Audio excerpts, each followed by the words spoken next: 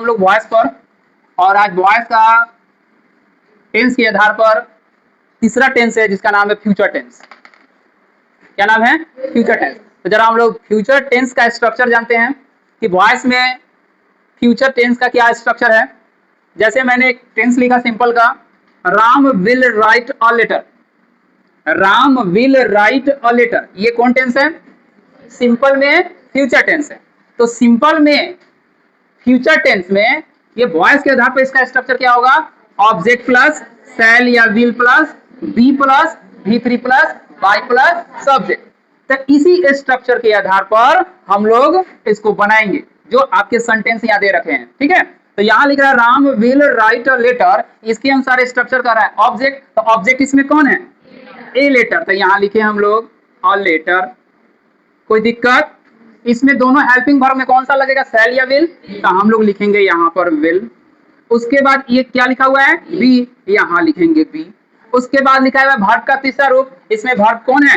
Right. तो right का तीसरा रूप क्या होता है? तो यहाँ हम लोग लिखेंगे रिटेन। अब बच रहा है बाई, तो यहाँ लिखेंगे हम लोग बाई। उसके बाद लिख रहा है सब्जेक्ट, तो सब्जेक्ट में आपका क्या लिखा हुआ है? राम, तो हम लोग यहाँ लिख देंगे राम। बोलिए समझ में आया? चलिए अब हम लोग चलते हैं कंटिन्यूअस। कंटिन्यूअस का क्या example? Ram will be writing a letter. अच्छा एक चीज आप लोग मिला रहे हैं, वॉइस बना रहे हैं हम लोग जरूर, लेकिन हम लोग टेंस में एक चीज देखे हैं, किसी में V1, किसी में V5, किसी में V2, किसी में V4, किसी में V3, लेकिन वॉइस में एक चीज तो मजा आ रहा है, सब में V3 है। बात समझ में आ रहा है ना? तो यही चीज आपको ध्यान में रखना है। तो यहाँ लिखा है Ram will be writing a letter, तो इसमें कंटिन्यूअस में इसका स्ट्रक्चर क्या हो जा रहा है? ऑब्जेक्ट प्लस शैल या will plus be plus being plus V3 plus by plus subject. तो इसका ऑब्जेक्ट क्या हो जाएगा बताइए? A letter. अ लेटर के साथ क्या लगेगा? विल। अब यहाँ पे स्ट्रक्चर में क्या कर रहा है? विल के बाद बी, बी के बाद क्या कर रहा है? आप लिख दो बीइंग, बीइंग के बाद क्या कर रहा है? V3, तो क्या हो जाएगा? रिटेन, यहाँ लिख देंगे रिटेन। उसके बाद क्या लिख रहा है? बाई, और उसके बाद क्या हो जाएगा बाबू? राम। बोलो समझ में आया? तीसरा नंबर का रहा है परफेक्ट। परफेक्ट का स्ट्रक्चर क्या है? Sorry example, Ram will have written a letter. तो इसके अनुसार स्ट्रक्चर क्या हो जा रहा है? ऑब्जेक्ट प्लस शैल या will plus have plus been plus V3 plus by plus subject. Object नहीं बाबू, ऑब्जेक्ट स्टार्ट होता है वॉइस में, ऑब्जेक्ट से ही स्टार्ट होता है पैसिव में, याद रखिएगा।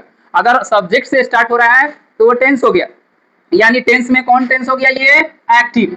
क्या हो गया बाबू? एक्टिव। और इसको हम लोग क्या बना रहे हैं? पैसिव। तो पैसिव कहां से स्टार्ट होता है? ऑब्जेक्ट से। एक्टिव कहां से स्टार्ट होता है? सब्जेक्ट से। बात समझ में आ रहा है? तो यही समझना है। अब देखो ऑब्जेक्ट है, तो ऑब्जेक्ट में क्या होगा बोलो? अ लेटर, क्या लगेगा?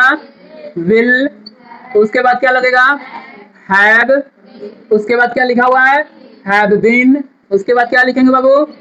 रिटेन, उसके बाद क्या लिखेंगे? उसके बाद क्या लिखेंगे? बोलिए समझ में आया? तो आपका फ्यूचर कंप्लीट हो गया वॉइस में। Okay, thank you.